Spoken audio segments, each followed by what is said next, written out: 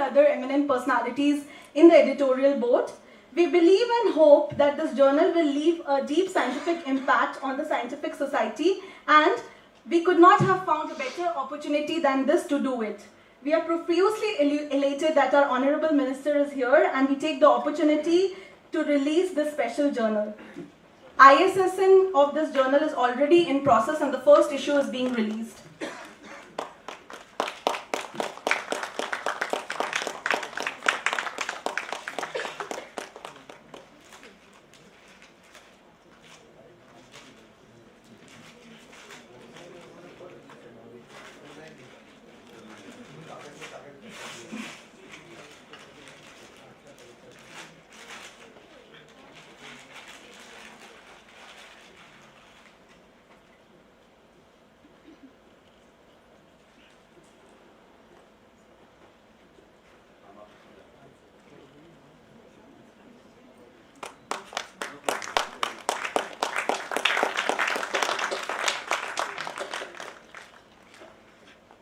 Thank you so much, sir, for releasing this journal for us.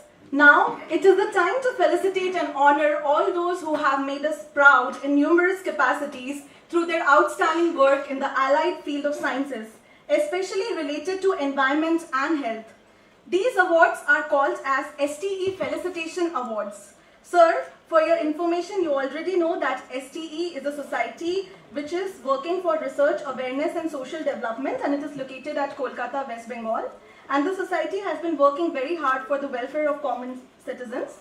I now request Ms. Jigni Mishra to brief us about the awards and announce the name of the awardees.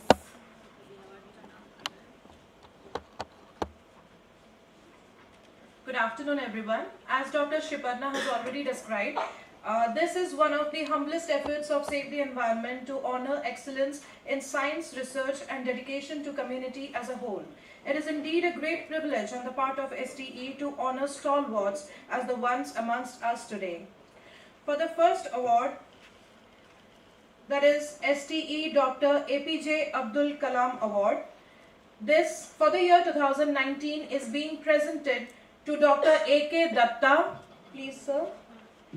We would like, he's already in stage, as an introduction to Dr. A.K. Datta, he retired as eminent scientist and former chief controller, R&D, Defense Research and Development Organization, India, and contributed immensely to the field of defense, safety, environment and related matters during his esteemed period of service spanning more than 35 years. Dr. Datta led several seminal initiatives, especially in the areas of environmental protection, resulting in incalculable gains in public health sector. So it is indeed a privilege for us to have Sir here among us.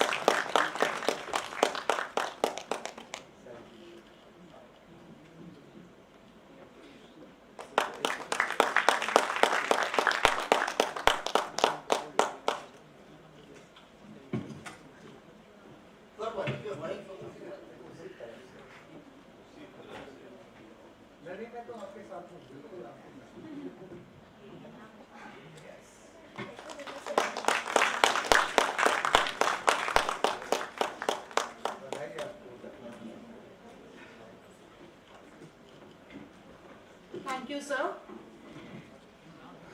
Next, the next award is STE Dr. Pralay O. Basu Lifetime Achievement Award, which is in memorial of Dr. Pralay Basu. The year 2019 is being presented to Professor K.J. Nath. Professor K.J. Nath is widely revered as one of India's foremost experts on sanitation and community water supply, environmental health and public health engineering. He has played a vital role in the fields of surveillance, environmental epidemiology and impact assessment. He is currently the chairman, Arsenic Task Force West Bengal, and chairman Core Committee on Water Quality, Safety and Security. Congratulations, sir.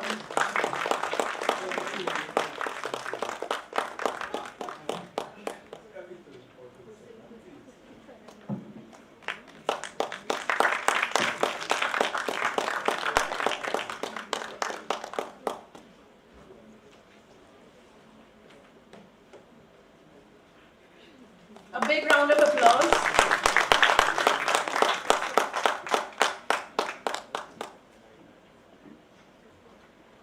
Our next category of awards is STE Green Excellence Award, which is presented to people who have played humongous roles in contributing towards a better environment and a better India. Our first STE Green Excellence Awardee is Dr. Alok Adholia. Please, sir, welcome onto the stage. Dr. Alok Adholia has over 22 years of invaluable experience in the fields of soil fertility, soil and plant microbiology, nutrient cycling, and bioremediation. He is presently leading the program on biologically synthesizing next generation nanofertilizers. Congratulations, sir.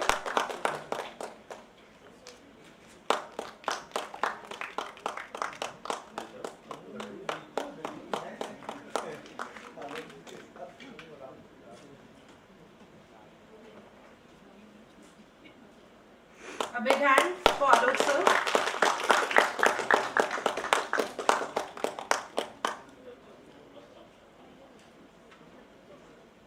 In the same category, our next awardee, ST Green Excellence Awardee, is Dr. Rakeshwar Bandichor. So please welcome onto the stage. Dr. Bandichor has manifested his scientific knowledge in the innovation and greener synthesis of various APIs and complex molecules like eribulin and its key intermediates, demonstrating the perfect amalgamation of research acumen and industrial mettle. The award very well deserved.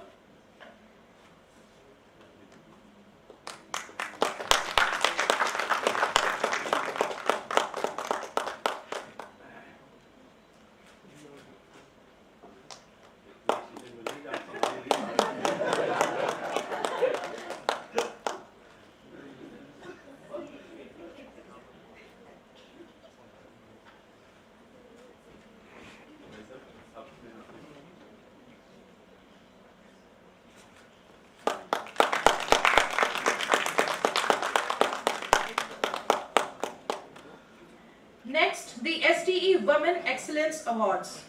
This is a category of awards most looked forward to, and the first awardee is Dr. Anju Srivastava.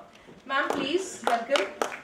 Dr. Anju is now principal of Hindu College, University of Delhi. She has expertise in organic chemistry and green chemistry, where she excels in fabrication of silica-based organic and inorganic hybrid materials for various applications. She is deeply instrumental in endeavors to disseminate educational materials and green chemistry.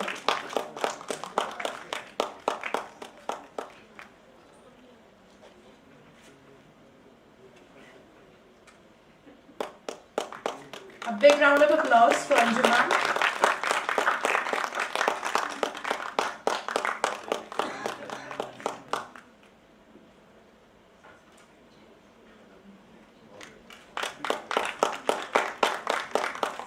Our next awardee in ST Women Excellence is Dr. Susan Titus.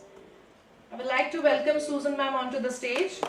She has worked extensively on bioremediation technologies using marine microorganisms. She has developed an innovative and indigenous Be-Safe technology, which is an accelerated bioremediation technology for mitigation of pollution in seawater. This is a very novel achievement, and congratulations to ma'am for this.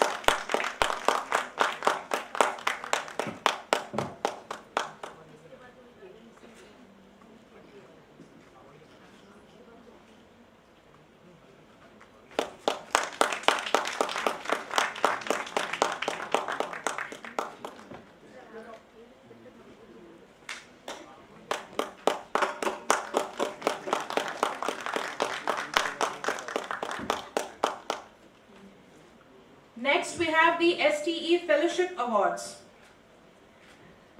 The first awardee in this category is Dr. Sanjeev Kumar Goyal, Senior Principal Scientist and Head, NIRI, who is well renowned in the fields of environmental impact assessment and assimilative capacity-based sustainable industrial development. Dr. Goyal has extensively contributed to projects relating to ambient air quality analysis, audit system development, industrial emission studies, and air quality modeling. Congratulations, sir.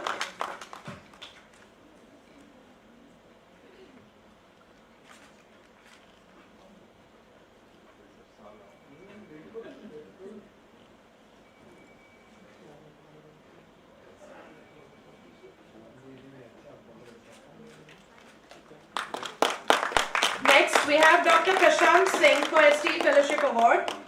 Dr. Prashant Singh is Associate Professor in Chemistry at DAV College, Dehradun, who is presently involved in research work pertaining to fields of chemistry and environmental science.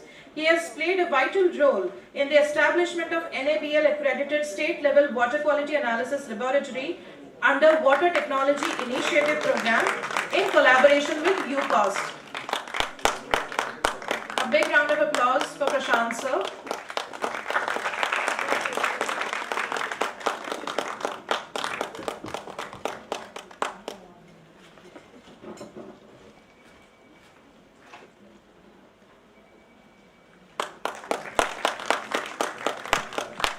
Once again, a big round of applause for all our awardees. It's indeed a great achievement. Thank you, Honorable Dr. Mahendra Singh sir, and rest of the dignitaries for your encouragement and support in conferring these awards. All our awardees feel privileged to be receiving it from you, from such a big stature. Now I request our Honorable Minister to address the gathering.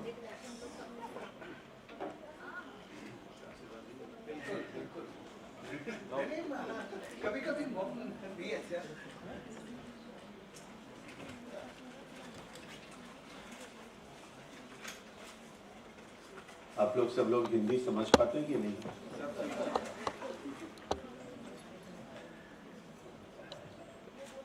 (1835) से पहले और जब 19वीं शताब्दी प्रारंभ हुई, या हम कहें कि 18वीं शताब्दी के अंत तक भारत में लोग सोचते थे, बंगला बोलते थे, हिंदी बोलते थे, संस्कृत बोलते थे, कन्नड़ बोलते थे, बहुत सारी भाषाएं बोलते थे, लेकिन अंग्रेजी के बारे में ईस्ट इंडिया कंपनी के आने से पहले यानी 1601 लॉर्ड क्लाइव के बाद चलते चलते, और जैसा कि हम सब लोग जानते हैं कि मैकाले की शिक्षा नीति ने बहुत प्रभावित किया, और प्रभावित करते करते हम लोगों को 1835 के बाद लोग उस दिशा में बढ़ने लगे। और अभी बहुत कम दिन हुआ, 19वीं शताब्दी 20वीं शताब्दी पूरी हो पाई।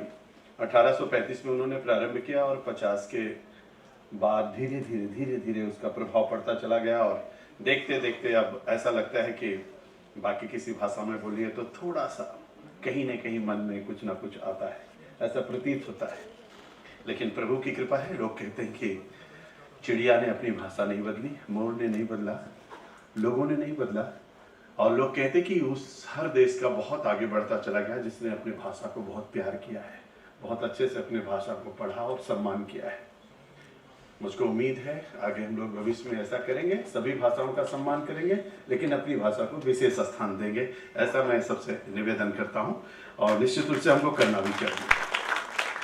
मेरे लिए सौभाग्य की घड़ी है, और मैं समझता हूं कि आज के इस कार्यक्रम में मैं अपने लिए भाग्यशाली समझता हूं। मैंने सोचा नहीं था कि नेशनल कॉन्फ्रेंस में मैं जाऊंगा और वहां पर आदरणीय राजेंद्र जी के दर्शन हमको होंगे, इनसे भेंट होगी, इनकी मुलाकात होगी। इनको देख करके आप एक संत की प्रतिमूर्ति आप देखते होंगे, इनके हाव से, इनके भाव से, इनके व्यवहार से, इनके आचरण से, इनके वाणी से, इनके कृतित्व से, इनके व्यक्तित्व से वो सब कुछ परिलक्षित होता है जो एक संत के भाव और भावनाओं से परिलक्षित होता है। इसलिए हम अभिनंदन करते हैं, वंदन करते हैं आदरणीय राजेंद्र सिंह जी का, डॉक्टर राजेंद्र सिंह जी, जिनको जल पुरुष के रूप में हम लोग जानते हैं, और मेरे लिए बहुत सौभाग्य का विषय है।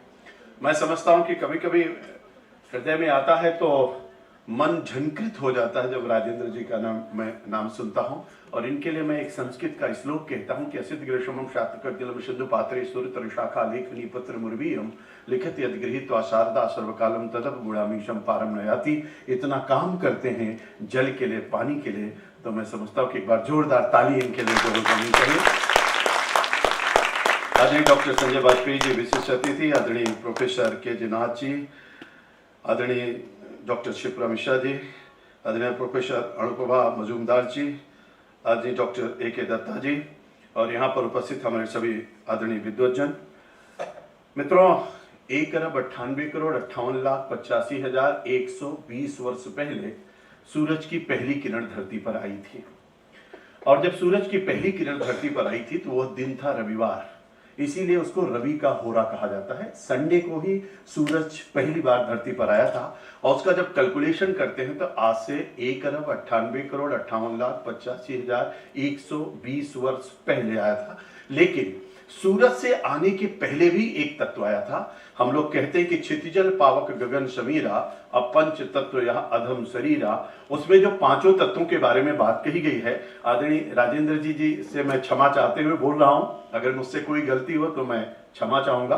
तो उसमें जो सबसे पहला तत्व धरती पर आया था उसका नाम था जल। और जब ये धरती समाप्त होगी, लोग कहते हैं जब प्रलय आएगा, जब सब कुछ खत्म हो जाएगा, तो जो बचेगा उसका नाम होगा जल। यानी शुरुआत में जो सबसे पहला तत्व आया उसका नाम जल, और जो अंत में बचने वाला है उसका नाम है जल। इसीलिए कहा गया जल ही जीवन है, जल के बिना कल की संभावना नहीं की जा सकती है। यानी सब कुछ समाहित है तो जल में समाहित है।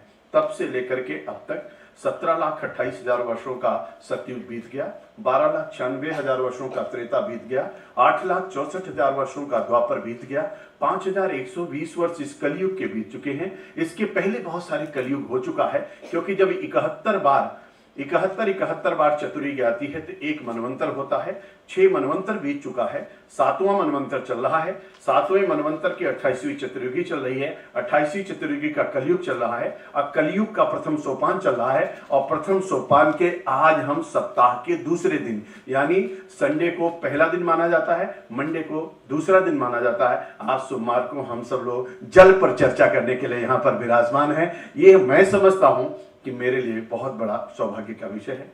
और इसमें लिखा हुआ है सेव द एनवायरमेंट।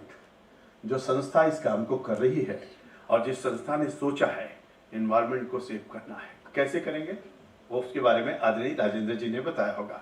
पानी की वाटर की क्राइसिस है, पब्लिक हेल्थ के बारे में सोचना है और इसका सस्टेनेबल सॉल्यूशन निकालना है। उन सब चीज़ों को लेकर के हम लोग इस गोष्ठी में विचार करने के लिए बैठे हुए हैं। मैं बहुत छोटी छोटी कुछ बातें आपसे कहूँगा। मेरे को बहुत ज़्यादा नॉलेज नहीं है, क्योंकि यहाँ बहुत विद्वजन बैठे हैं, सब विद्वान लोग बैठे हैं। मेरे को जो कुछ आता है वो मैं थोड़ा बहुत आप लोगों से शेयर करूँगा। आप जरा कल्पना करिए कि जब 19वीं शताब्दी प्रारंभ हुई और विश्व की जनसंख्या जब 1900 में हम लोग थे, तो उस समय 1.65 करोड़ था, अरब था। 1 अरब 65 करोड़ पॉपुलेशन पूरे विश्व की थी। 19वीं जब शताब्दी हमारी प्रारंभ हुई, 20वीं शताब्दी लगी, 1900 में हम लोग 1 अरब 65 करोड़ थे। जैसे ही हम लोग पॉपुलेशन बढ़ती गई, 11 जुलाई 1987 में जब पहुंचे तो पॉपुलेशन दुनिया की 5 अरब पहुंच गई। और जब 11 जुलाई 1987 को पॉपुलेशन 5 अरब पहुंची तो दुनिया चिंतित होने लगी। उसके बाद फिर धीरे से आगे बढ़े, तो आगे बढ़ते ही जब हम 1999 में और 2000 में पहुंचे तो पॉपुलेशन दुनिया की 6 अरब पर पहुंच गई। और देखते देखते जब फिर से कैलकुलेट किया गया, देखा गया, तो 2011 में जब हम पहुंचे तो धीरे से पॉपुलेशन दुनिया के 7 अरब के नजदीक पहुंच गई।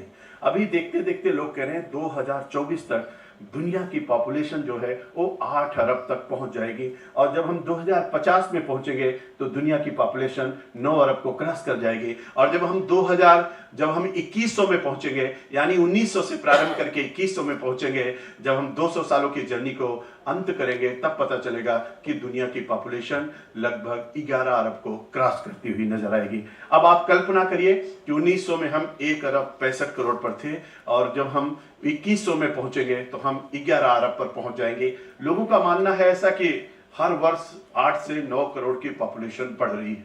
अभी दुनिया का परिदृश्य मैंने आपको दिखाया, आपने इसमें एनवायरनमेंट की बात कही है, और इसलिए मैंने कहा इस बात को कि अंधाधुंध कटान हो रही है, वृक्षों की कटान हो रही है, शहरीकरण बढ़ रहा है। लोग कहते हैं अगर जीडीपी को बढ़ाना है तो आपको शहरों को बढ़ाना पड़ेगा। शहरीकरण के कारण से लोग कहते हैं कि आप उदाहरण देते हैं दुनिया के बहुत सारे देशों का कि वहां पर देखिए कि शहरीकरण होने के कारण से उनकी जीडीपी बढ़ गई।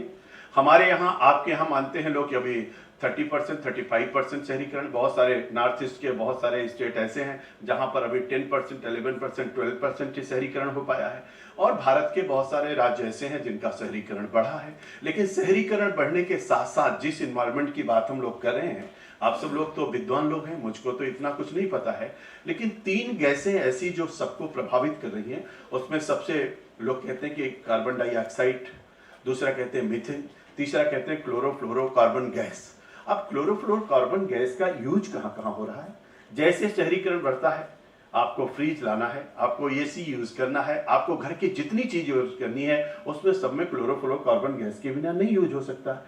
और क्लोरोफ्लोरोकार्बन गैस जो है वो धरती के लिए सबसे ज्यादा विनाशकारी है, क्योंकि ओजोन की परतों को सबसे ज्यादा नुकसान अगर कोई गैस कर रही है तो क्लोरोफ्लोरोकार्बन गैस कर रही है। अब कार्बन गैस के कारण से ओजोन की परतों में लोग कह रहे हैं छेद हो रहा है, यहाँ का एनवायरमेंट खराब हो रहा है, और जो हमारा ग्रीन हाउस था वो पूरी तरीके से विषाक्त हो रहा है। धीरे धीरे करके हम लोग उस दिशा में बढ़ते चले जा रहे हैं। तब उसके बाद फिर मैं आपसे कहता हूं कि जो क्लोरोफ्लोरोकार्बन गैस है, मीथेन है, कार्बन डाइऑक्साइड है, बाकी सब चीजों के कारण से हमारा वायुमंडल, हमारा एनवायरमेंट पूरी तरीके से प्रदूषित होता चला जा रहा है। और उसके कारण से जो सूरज की अल्ट्रावायलेट किरणें हैं वो धरती की ओर आने की संभावना बढ़ रही है, जिससे हमारे आपके सबके जीवन पर बहुत बड़ा खतरा हो रहा है। लोग कहते हैं कि कम से कम धरती पर 33% वन होना चाहिए, 33% मिनिमम वन के बारे में कहा गया है। और जो हमारे भारत की कल्पना है, भारत में अभी 11% ही वानिकी देखने को मिलता है, वन क्षेत्र देखने को मिलता है। अब 33% और 11% आप कल्पना करिए कि हम कितने अंतर पर हैं। पेड़ तो हम रोज काटते हैं, लेकिन लगाते कितने हैं? बाबा और दादा पेड़ तो दे करके चले गए, लेकिन लगाते नहीं हैं, पेड़ काटते हैं। अभी पूरे देश के अंदर इस बात की चर्चा चली कि हम प्रदूषण से कैसे मुक्ति पाएंगे। अब प्रदूषण कई तरीके का है। अब उस प्रदूषण में जो सबसे बड़ी बात है कि पेड़ों के साथ तो हम बात करते हैं, लेकिन पानी का जो प्रदूषण है वो सारी चीजों को प्रदूषित भी करता है और सारे प्रदूषण को समाप्त भी करता है। अगर पानी अच्छा है, लोग कहते हैं अगर एक तालाब, अच्छा तालाब चारों तरफ हमारे गांव में अच्छा तालाब है तो जितना प्रदूषण होगा जल उसको एब्जॉर्ब कर लेगा, उसको समाप्त कर देगा। लेकिन एक तालाब अगर हम गंदा करके रखेंगे तो पूरे गांव की जितनी ऑक्सीजन है, जितनी चीजें हैं, उसको नष्ट भी करेगा। इसलिए अगर शुद्ध जल कहीं पर भी होगा तो सब चीजों के पूरे एनवायरनमेंट को अच्छा करेगा। अब पानी के बारे में हम थोड़ी सी चर्चा करते हैं आपके बीच में। अब पानी के बारे में चर्चा करते हैं तो भारत की पॉपुलेशन वर्तमान समय में, जब हम लोगों ने 2011 की जनगणना की, पहली बार जो जनगणना भारत की हुई वो 1951 में हुई। जब पहली बार भारत की जनगणना हुई तो उस समय भारत की जो पॉपुलेशन थी वो 36 करोड़ के लगभग थी। तो 36 करोड़ पॉपुलेशन उस समय हमारी थी। और जब 36 करोड़ पॉपुलेशन थी तो भारत में जो पानी था, जो ग्राउंड वाटर था, वो लोग कहते कि प्रति व्यक्ति, बाकी तो आदरणीय गुरुजी हमारे बताएंगे, लेकिन प्रति व्यक्ति प्रतिवर्ष जो पानी की मात्रा थी वो 5177 घन मीटर पानी प्रति व्यक्ति प्रतिवर्ष के हिसाब से 1951 में हमारे पास था, जब पॉपुलेशन 36 करोड़ की थी। उसके बाद पॉपुलेशन बढ़ती गई। जब हम लोग 2000 में पहुंचे तो पॉपुलेशन बढ़कर के 102 करोड़ पर पहुंच गई। जैसे हम 20वीं शताब्दी से 21वीं शताब्दी में प्रवेश किए, वैसे ही हमारी पॉपुलेशन 1 अरब को क्रॉस कर गई। और 1 अरब को क्रॉस करने के बाद जो पानी की मात्रा थी वो घट करके 1840 पर पहुंच गई घन मीटर। अब उसके बाद जब हम लोगों की पॉपुलेशन 2011 में जनगणना हुई तो हम लोग 121 पे पहुंच गए, यानी 1 अरब 21 करोड़ पर भारत की पॉपुलेशन पहुंच गई। अभी अभी जो जनसंख्या का आया है 6 अक्टूबर 2019 को जो बताया गया, उसमें ये बताया गया है, अभी लगभग एक घोषणा नहीं है भारत सरकार की, लेकिन लगभग जो पॉपुलेशन बताई गई है वो भारत की आंकी जा रही है। इस समय 1 अरब 31 करोड़ के लगभग हम लोग पहुंच गए हैं। पॉपुलेशन के जो आंकड़े हैं, जिस तरीके से पॉपुलेशन भारत की बढ़ रही है, उसके आधार पर जब हम 2024 में पहुंचेंगे और हमारी पॉपुलेशन लगभग 1 अरब 39 या 1 अरब 37 करोड़ के पास पहुंचेगी, तब उस समय हमारे पास जल की जो मात्रा उपलब्धता होगी वो 1120 घन मीटर प्रति व्यक्ति के हिसाब से जल उपलब्ध हो पाएगा। ग्राउंड वाटर धीरे धीरे कम होता जा रहा है और हमारी आपकी पॉपुलेशन धीरे धीरे बढ़ती जा रही है। अब हम पॉपुलेशन के हिसाब से अगर इसको कैलकुलेट करें तब आपको पता चलेगा कि हमारा ग्राउंड का जो वाटर है वो खराब भी हो रहा है और घट भी रहा है। वर्षा की जो मात्रा थी धीरे धीरे वो घटती चली जा रही है और धीरे धीरे घटने के कारण से आदरणीय राजेंद्र जी अच्छी तरीके से जानते हैं कि उत्तर प्रदेश की जो नदियां हैं और देश की जो नदियां हैं, ऐसी बहुत सारी नदियां विलुप्त होती जा रही हैं, सूखती जा रही हैं। हमारे स्रोते बंद होते जा रहे हैं और नदियां सूखती जा रही हैं और जल का वर्षा भी कम हो रहा है, शहरीकरण बढ़ रहा है।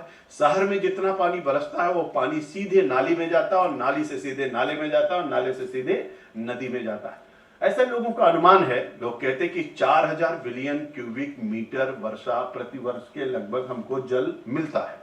4000 बिलियन क्यूबिक मीटर जो पानी मिलता है उसमें से हम रिचार्ज कितना करते हैं, तब पता चलता है कि उसमें से रिचार्ज कितना कर पाते हैं। तो उसमें से रिचार्ज कितना करते हैं 300 से 400, लेकिन प्रतिवर्ष दोहन कितना करते हैं 750।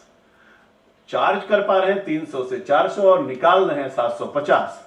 तब आप कल्पना करिए कि हम जितना पानी धरती को देते हैं उससे ज्यादा पानी धरती से निकालते हैं। धीरे धीरे धीरे करके धरती का पानी घटता जा रहा है, जल स्तर नीचे होता चला जा रहा है।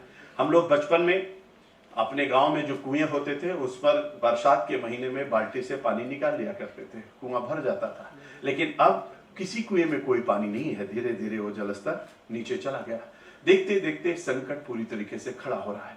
अब दुनिया की पॉपुलेशन का, पहले लोग कहते कि 16.5% पॉपुलेशन भारत में रहती है विश्व का, लेकिन अब वो बढ़ गई है। अब आपको उसका कैलकुलेशन अगर आप निकालेंगे, सही एक्चुअल फिगर जो आज की है वो 17.75% के लगभग हम पहुंच रहे हैं।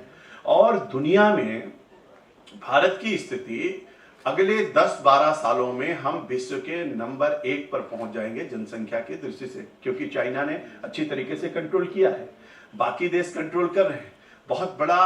बहुत बड़ा बेस्ट प्रैक्टिसेस अगर आपको देखनी है तो आप बांग्लादेश का देख सकते हैं, इंडोनेशिया का देख सकते हैं, जिन्होंने पॉपुलेशन पर बहुत अच्छा कंट्रोल किया। लेकिन भारत अभी उस